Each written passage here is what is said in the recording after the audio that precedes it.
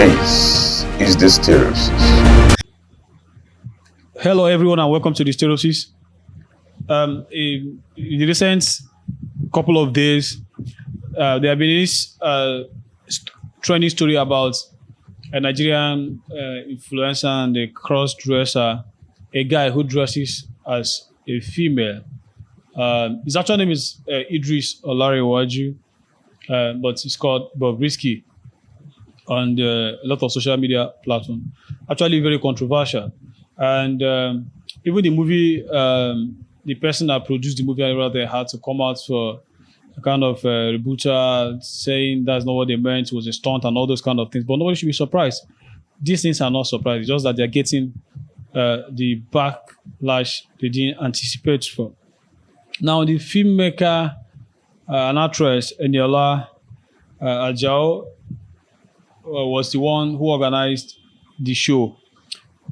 That's the dressing show that was to launch the movie. The name of the movie actually is Ajanaku, the beast of two worlds.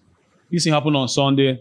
Numerous other female celebrities attended, dressed properly. But to the surprise of everyone, the judges announced a male as the best dressed female of the night.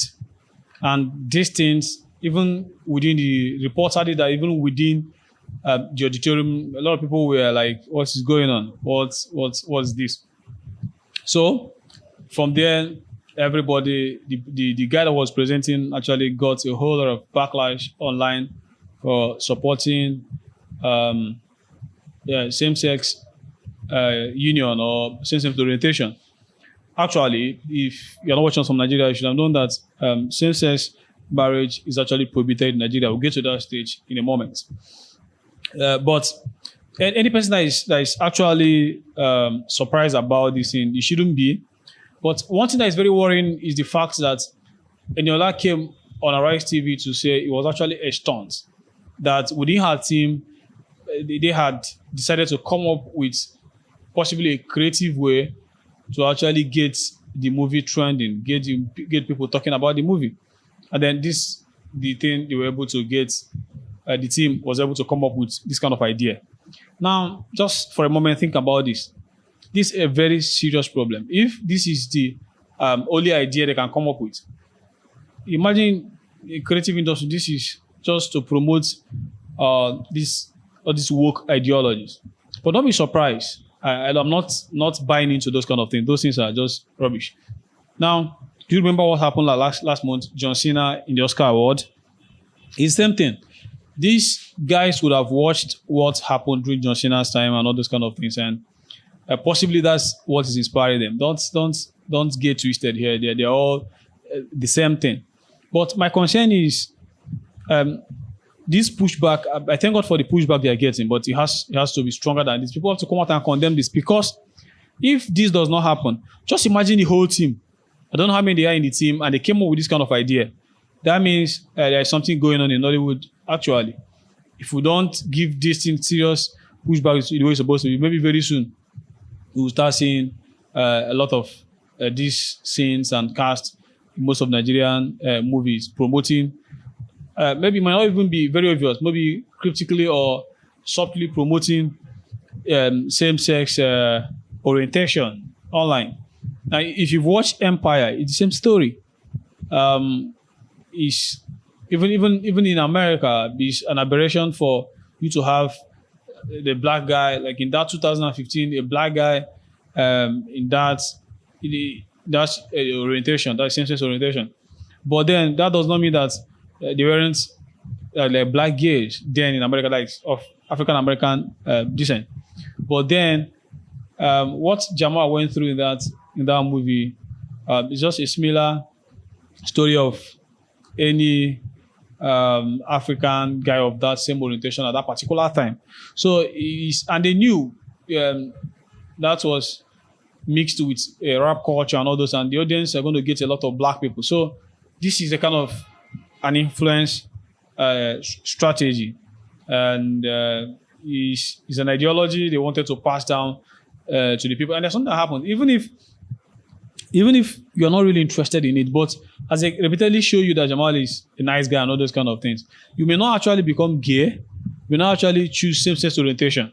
But what happens is that you begin to look at them as anyway, people are born like that, all those kind of things. And they begin to plant those kind of feelings inside of you.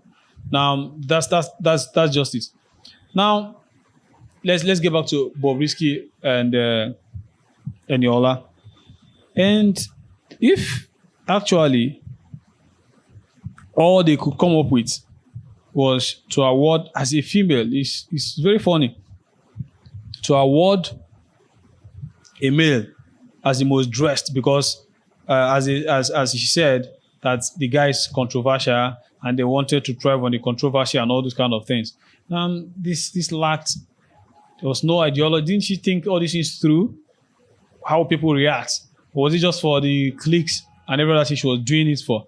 And you can imagine the ideology or the conviction of somebody who just taking this kind of decision and you are basing it on because you want the movie to trend. You understand? This has consequences to the society. And then she presented it and it's getting the backlash of the pushback as required. But possibly maybe she didn't really expect such pushback. Now, if you watch John Cena, it was the same thing. That's the same thing, but different platforms. Appearing naked on stage and all these kind of things were just the same movie industry. Hopefully, most of these team guys, most of Eniola's team members had actually watched the Oscar. And possibly the influence is working. And then they sat down and this is the only thing they can say, yeah, John Cena did it and John Cena was trending. So why can't we use this guy here? They can't get a gay in Nigeria because it's prohibited here. Let's use a cross-dresser and hopefully the movie will get trending. Actually, Nigeria has a law that a lot of people don't actually, they just know there's a law that prohibits, but I'll read the most important part of, I'll just summarize the most important part of those. That is the same-sex marriage prohibition bill was signed into law on January 7th, 2014 by President Goodluck Jonathan. And this law imposes a 14-year prison sentence to anyone who enters into same-sex marriage contract or civil union, and a 10-year sentence on individual or groups including religious leaders who witness, abet, and aid the solemnization of same-sex marriage or union. Now, secondly, it imposes a 10-year prison sentence on those who directly or indirectly make a public show of same-sex marriage relationship. And anyone who registers, operates, or participates in gay clubs, societies, and organizations, including supporters of the groups. So you can see it. You aiding the stuff is an offense in Nigeria. Although, I know if you ask Bobrisky now whether he's a gay, he will possibly tell you no. But he has for sometimes promoted that online, because there are some places you see some of our social media tweets where like people who wants to go for transgender, let them go for good surgery. They should do good surgery where they want to do it. So she's actually encouraging people who wants to do it. And then there's this controversy between Bobrisky and James Brown. James Brown is also a cross-dresser. So what they do in Nigeria now is maybe this law needs to be amended to include the transgender. Because what they do now is they start with being a cross-dresser and then begin to pollute our environment. And our customary laws are against this.